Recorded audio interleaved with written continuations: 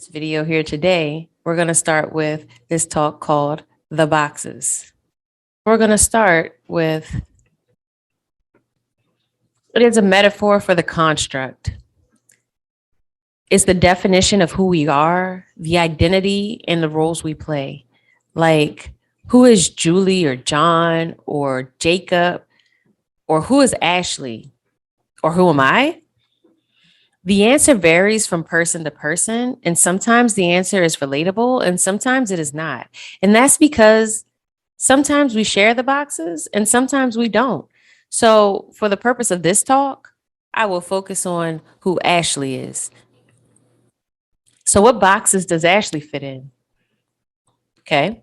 Let's start with the boxes I did not choose, the ones that largely shape my experience in this physical plane. It is the aspects of me most easily identifiable and outwardly projecting. It is systematized, it is commodified, and largely underrepresented. It is my Blackness and my womanhood. So, if someone asks who I am, at its basic, most fundamental level, I state I am a Black woman.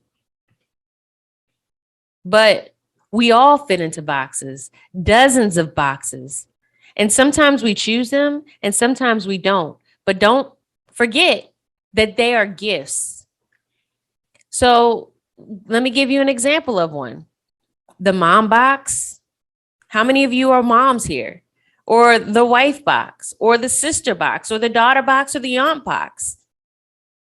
They all come with a set of responsibilities, though. In order to fit into that box, you have to adhere to those responsibilities, and they further shape our experiences. And then there's the nurse box. I call this one a journey because it has so many transitions embedded in the nurse box. I've been a nurse for over 13 years. So even before I would enter the nurse box, I started with choosing where I wanted to go. And I knew I wanted to be a teacher. So I opted for the pediatrician because I knew they made money, but I didn't know how to get there. I thought I could become a nurse and then become a doctor. Well, obviously that didn't work out. And it was until my pediatric rotation in nursing school that I was asked to do an NG tube, put an NG tube in a 9-month-old.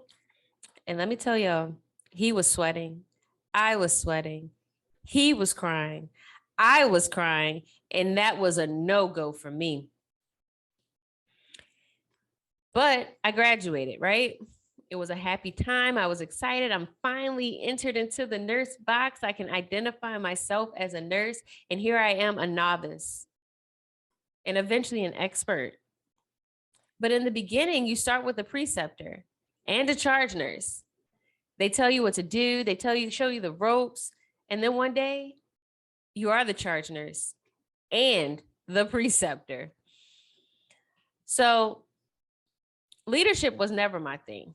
So I thought, but I knew I loved pouring into preceptees. So I went for my master's in nursing education. And that master's degree opened doors. And once I got my professional development certification, I was asked to help support and build a transition to practice program for new graduates. And at that point, they considered me an organizational leader. After a series of events, somehow I moved around and ended up in quality performance and improvement for a 12 hospital system. Every day, it was our job to find ways to make our hospitals run as closely to a Toyota car factory as possible. Think about it. At a car factory, the cars are the widgets. In a hospital, the people are the widgets.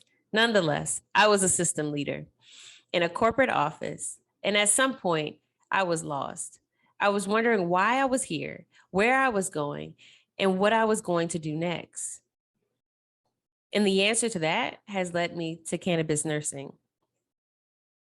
Now, if you're here listening to this now, either you're interested in cannabis nursing or you are a cannabis nurse. And let me tell you something. Here's a little tip. As we move in this cannabis nurse box, we are all actively creating boxes within this box. So right now, I'm just going to give you a few boxes that I created for myself to play in. First, there's the author box, which was a test of will, patience, and creation. So let's start with will. Can I do something I've never done before? I had to get myself beyond the point of commitment. First is to commit, and then there's the action. And then there's patience. I had to be patient with myself.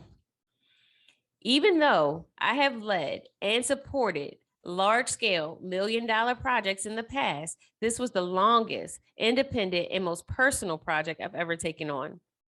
The concept of ASA comes from the son we did not get to bear. I had to be patient with myself and those who helped me create ASA's medicine. And then creation, which ultimately is manifestation.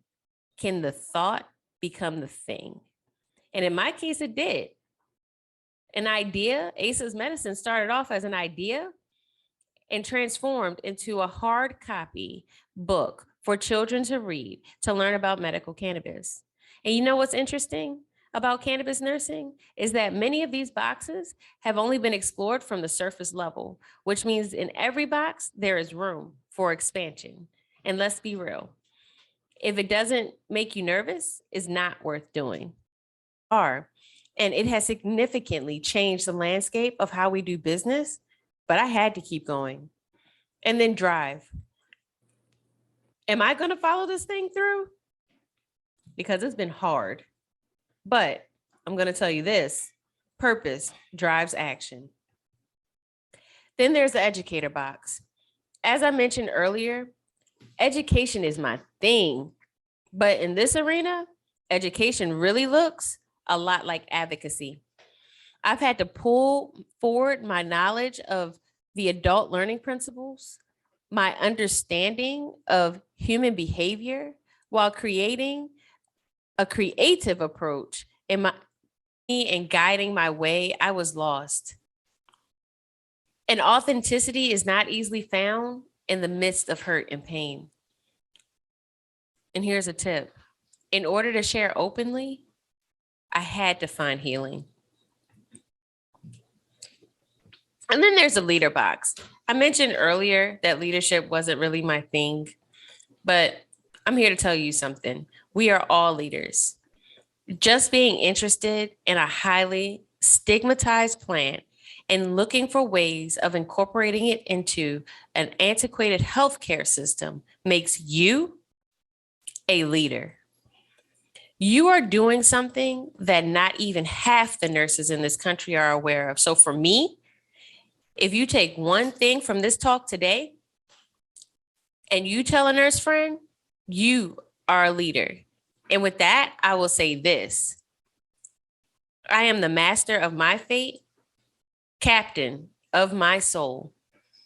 I choose the destination for this body, and you do too for yours. And as a collective, we will lead this journey together.